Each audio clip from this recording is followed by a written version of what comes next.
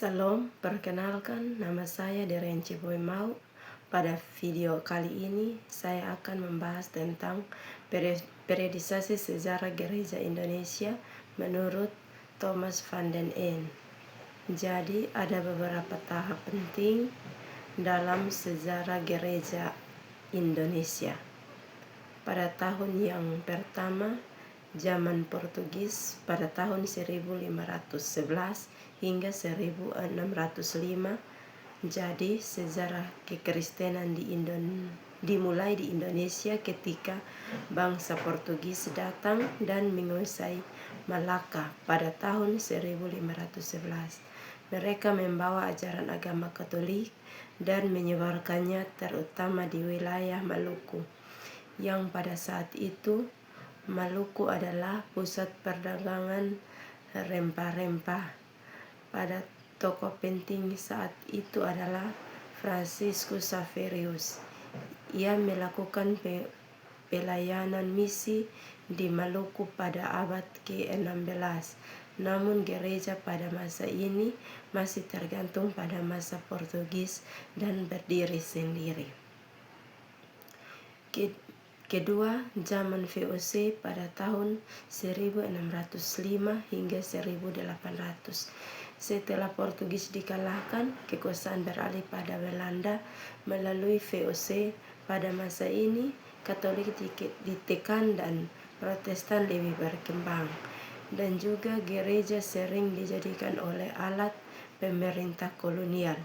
Tidak memiliki kebebasan penuh, pelayanan juga masih terbatas karena belum menjangkau beberapa daerah pedalaman. Yang ketiga, zaman pekabaran Injil terjadi pada tahun 1800 hingga 1900. Memasuki abad ke-19, banyak badan sending dari Eropa datang dan menyebarkan Injil ke Indonesia. Mereka memberikan Injil ke berbagai daerah seperti Batak, Minahasa, dan Nusa Tenggara.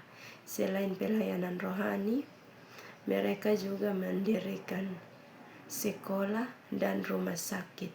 Masih berbentuk beberapa gereja lokal, meskipun masih dipimpin misioner asing.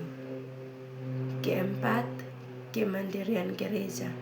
Pada tahun 1900 hingga 1942, pada awal ke-20 gereja-gereja di Indonesia mulai mandiri. Kepemimpinan mulai dipegang oleh pendeta di pribumi.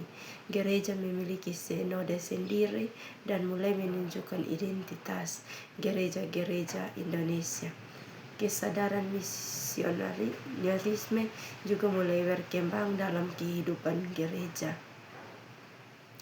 Yang kelima yaitu zaman kependudukan Jepang pada tahun 1942 dan seterusnya sampai saat ini. Ketika Jepang menduduki Indonesia, hubungan gereja dengan Belanda terputus. Hal ini memaksa gereja untuk benar-benar mandiri.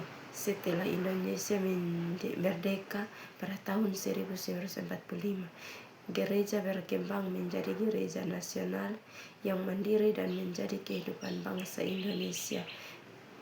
Jadi, menurut Thomas van den Ende, sejarah gereja Indonesia bergerak dari gereja apolonial menjadi gereja misi, lalu berkembang menjadi gereja pribumi, dan akhirnya menjadi gereja nasional yang mandiri. Sekian video dari saya, semoga bermanfaat. Terima kasih sudah menonton.